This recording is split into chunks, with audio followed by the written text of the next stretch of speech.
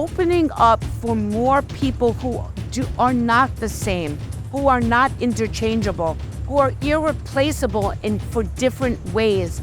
I think we have to do this because the world is that way. If we are not freeing the path for the young ladies, if we're not showing by example how we want to do that, then we are never going to get there.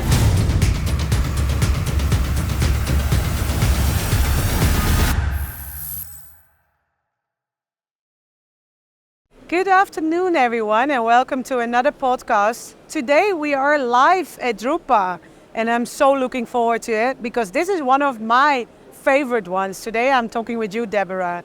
So welcome. Thank you so much. I really appreciate it. My name is Deborah Corn.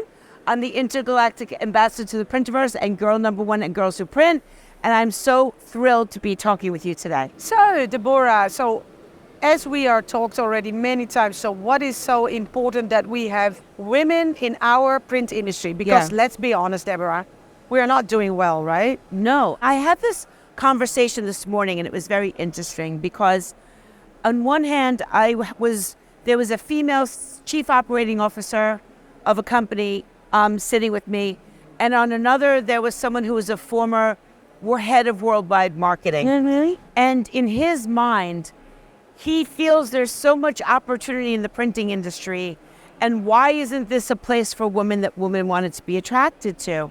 And what I tried to explain to him is that the reason he sees it that way is because he is a man. Yeah. And I said, imagine walking into a room or a boardroom and you don't see anybody like you or as an example of where you could go to. It is more difficult to bring people into the industry when they might not see all the opportunity that is really there for men for the taking. I'm curious how you see it because you actually have a high position in Mimaki. In general, this industry is super male dominated, and the age of that men are between 40 and 60. Why men who are between 40 and 60? So that group is aging, number one.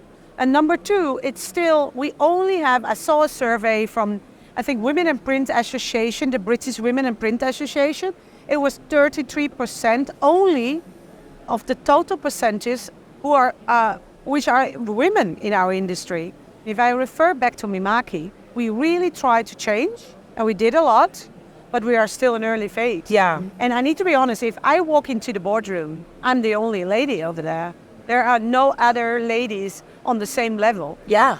But like I said, we need to start somewhere. Yeah. And we need to attract those women. And we need to free the path. And I think we are on the same level. Yeah. If we are not freeing the path for the young ladies, if we're not showing by example how we want to do that, then we are never going to get there. Yeah. I agree with you a lot. And the thing about it is that I think we're in a really interesting time in the printing industry where as technology gets more modern, we become more attractive to young people to enter the printing industry. I totally agree with you. If we look at the Gen Z generation, I think that terminology we all know already. Like to bring that generation into the workforce, we need to look, okay, what do they want? What are their inspirations? And again, so many surveys I saw, and I see it every day in my own team.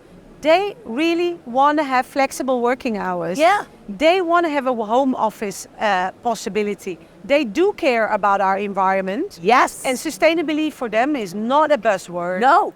And So, you can't fake. Yeah. You can't say, well, we really care about this, and then you don't, and then it doesn't show. I agree. And they feel that they're doing things that are hurting the world instead of helping the world. If you want to attract those people in our industry, you need better make sure as a company that you understand the language that they talk. Yeah. And I'm not talking only about women. Of course, I have a high interest in bringing in young talent, especially women. But it goes farther for me. It's about diversity. It's about bringing younger people in our industry. Yeah. And making sure that they stay in our industry and giving them the possibility to have a future. Yeah. Because our industry is amazing. Let's be honest, right? No. And there's endless opportunities from the people who create the ideas to the people who hang them in Times Square. Exactly. We have everything. And they don't know that. No, if it's so interesting to learn. Exactly. If you want to work at Apple, you should want to work at Mimaki. They're technology companies. PDFs are computer programs that go into presses, which are computers. They are taking ones and zeros and creating artwork with it. Did you know what funny is, Deborah?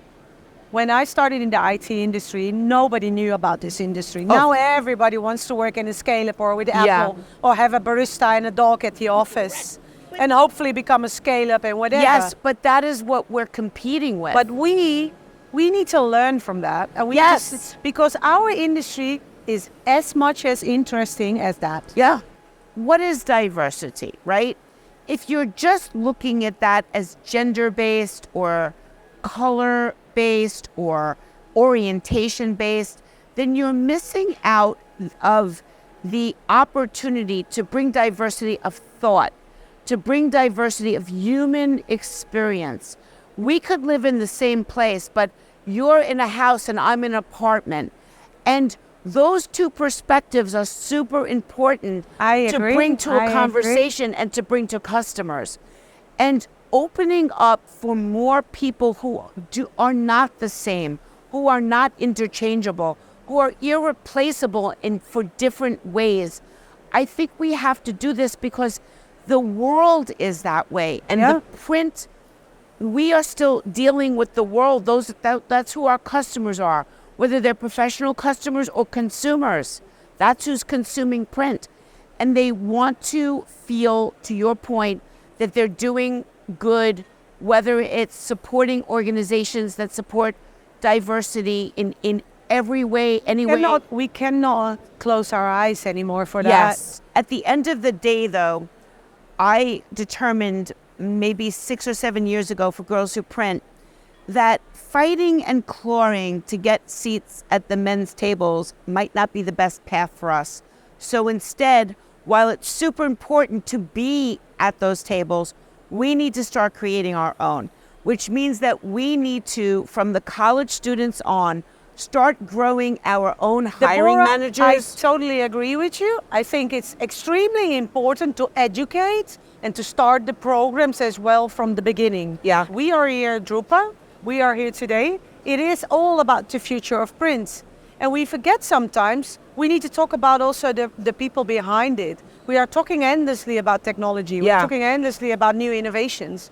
But what about from a people perspective? Yeah. And I think we touched it quite well today. Yeah. Like, we are not going to make it with bringing in young talent, bringing in women, because otherwise there is no future.